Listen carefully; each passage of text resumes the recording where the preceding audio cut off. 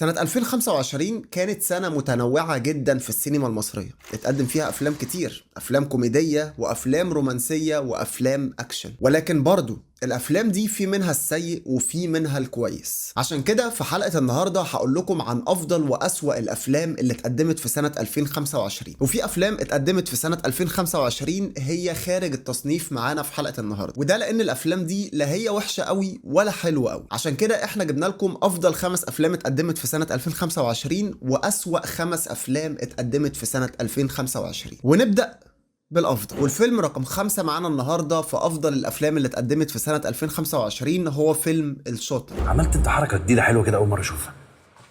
دي انت انا صاحبك فين الفلاش؟ بتعمل ايه اهو؟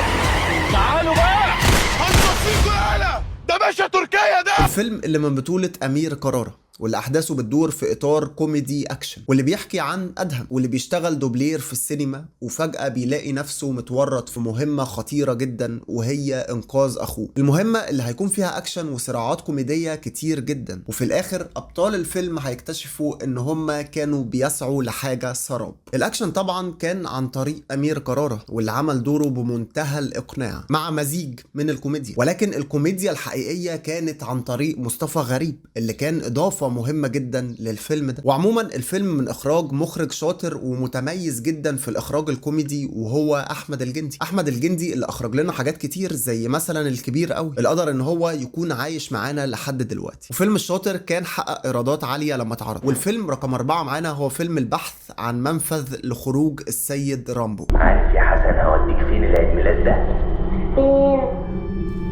هابي بيرثداي تو يو. نشوف فيلم حلو قوي على القهوة. اللي كنا عملنا له حلقة هنا على القناة بنحلله فيها باستفاضة. الفيلم هو بيعتبر البطولة المطلقة الأولى لعصام عمر، واللي بيحكي على حسن الشاب المهمش اللي بيكون في صراع دايم للحفاظ على بيته وكلبه. الفيلم بيناقش قضايا مهمة زي الظلم الاجتماعي والتهميش اللي بيواجه كتير من الناس البسيطة، واللي من ضمنهم حسن بطل الفيلم. ولكن عصام عمر قدم الدور بمنتهى الإقناع وكان بيمثل فئة الشباب المظلومين. وطبعا مش هحرق لكم الحلقة اللي احنا عملناها هنا، هسيبها لكم في شاشات النهاية او في الاي اللي فوق دي. اتكلمنا كتير قوي عن الفيلم ده وحللناه جزء جزء. ممكن الفيلم ما يكونش حقق ايرادات عالية لما اتعرض في السينمات، ولكن هو واحد من افضل الافلام اللي اتعملت في سنة 2025. والفيلم رقم 3 معانا النهارده هو فيلم درويش اللي من بطولة عمرو يوسف ودينا الشربيني. انا نصاب يا عالم، نصاب يا هو. ودي تحبسك برضك، انت مش بشكاتي. نو نو نو نو نو نو نو نو وعد الله نو. درويش ممكن يكون طعم وممكن يكون ده كمين. مش درويش اللي قتل الكولونيل في عز الظهر اللي اتقال له الكلام ده. وتدور احداث الفيلم في فترة الاربعينات في اطار من الكوميديا والاكشن. ايه ده، انا مالي صعب لكده. وعمرو يوسف بيقدم شخصية نصاب اسمه درويش بيتحول فجأة لبطل شعبي ومناضل ضد الاحتلال الانجليزي. ولكن عمرو يوسف فعلا قدم دور جديد عليه في الفيلم ده. وكمان افضل حاجة في الفيلم ده ان هو بيدور في فترة الاربعينات، الفترة اللي انا بحبها جدا وبحب ان انا اقرا عنها واكتشفها دايما. اما من ناحية الاخراج والتصوير فالفيلم كانت كادراته بديعة جدا، وكمان الكوميديا في الفيلم ما كانتش مملة خالص، وده لان الفيلم بيعتمد على كوميديا الموقف في احيان كتير جدا. والفيلم رقم 2 معانا النهاردة هو فيلم فيها ايه يعني من بطولة ماجد الكدواني. انت لسه بتحبها؟ بحبها. صباح الخير. صباح النور.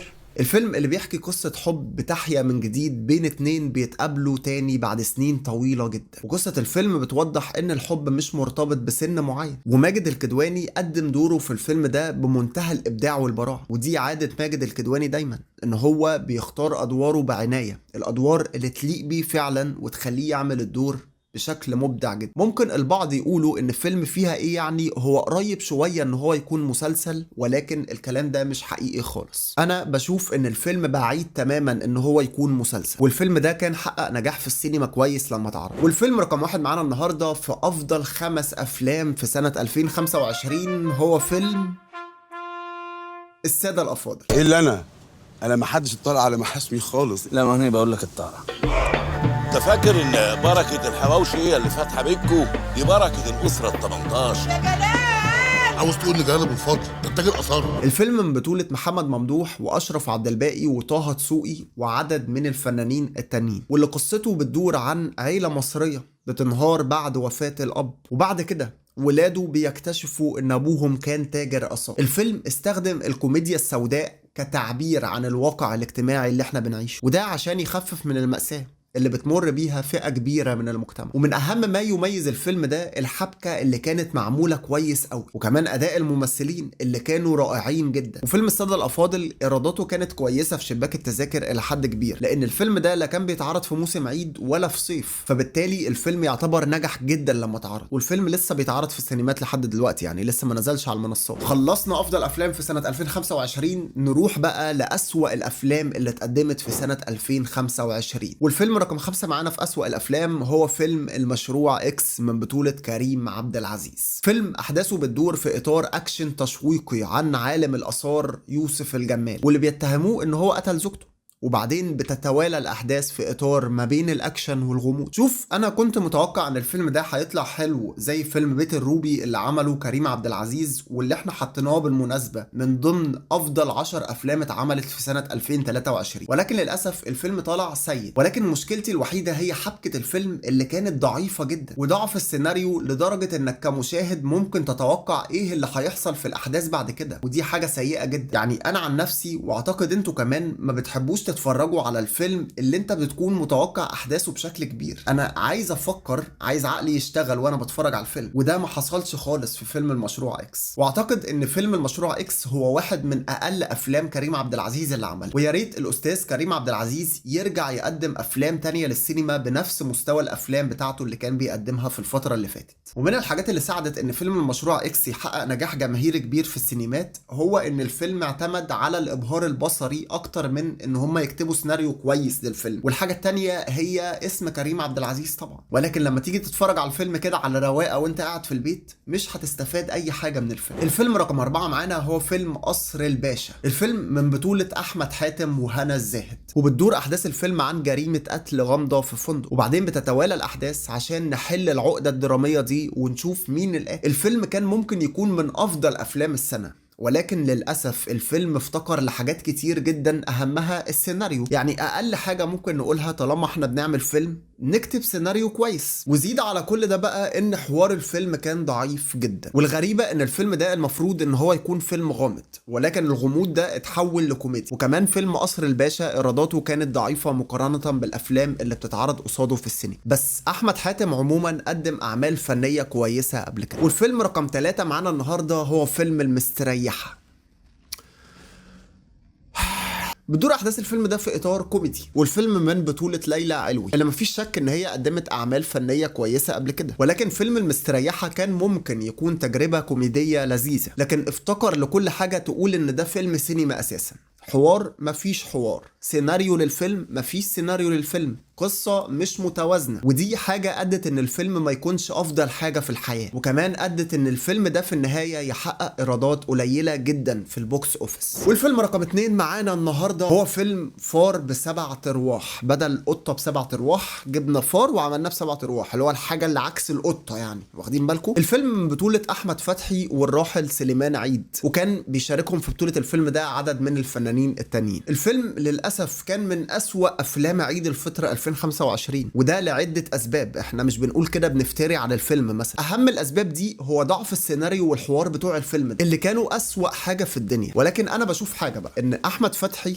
لازم يركز على جانب تاني غير الكوميديا في الفترة اللي جاية دي. وأحمد فتحي كان ليه تجارب قبل كده في أدوار تراجيدية كانت مؤثرة وحلوة قوي. والفيلم رقم 1 معانا النهاردة في سلسلة أسوأ 5 أفلام في سنة 2025، وهو الفيلم الأسوأ بكل تأكيد، هو فيلم الصفة الثانوية بنات. ودي تاني سنة تقريبا نحط فيلم لعلي ربيع في الأسوأ. يعني أنا نفسي أحط فيلم لعلي ربيع في الأفضل بصراحة. أنا علي ربيع بيضحكني بالفطرة عموما، ولكن الأعمال اللي بيختارها هي أعمال سيئة وبتفتقر لكل حاجة بصراحة، ومن ضمنهم فيلم الصفا الثانوية بنات، الفيلم اللي بيحكي عن مدرس بيكره الستات واللي بيضطر فجأة ان هو يكون مدرس في مدرسة ثانوية بنات. ومش بس كده، ده كمان بيضطر وغصب عنه ان هو يكون مدرب كرة قدم نسائية عشان هو عنده عقدة من الستات، فهنجيب له كل حاجة فيها ستات قدامه. وبس كده يا سيدي، بتتوالى الاحداث بقى في اطار ما بين الكوميديا والافيهات اللي مش كويسة جدا واللي ما اتكتبتش كويس خالص في الفيلم ده. والفيلم كان اتعرض في موسم عيد الفطر 2025، وانا بصراحة كنت متوقع ان الفيلم ده هيكون مختلف عن كل الافلام اللي قدمها علي ربيع قبل كده، ولكن للاسف الفيلم كان من حيث الضحك والمواقف الكوميدية مش افضل حاجة خالص، وعلي ربيع لازم في الفترة الجاية ينوع في اعماله شوية. الفيلم ممكن يكون حقق ايرادات معقولة لما اتعرض في شباك التذاكر، ولكن برضو الفيلم محققش نجاح كبير يعني، وما اعتقدش ان انا هرجع اشوف الفيلم ده تاني لاي سبب من الاسباب. وانتوا بقى اكتبوا لنا في الكومنتات تحت ايه هما افضل 5 افلام واسوأ 5 افلام في 2025 من وجهة نظركم. وبس كده،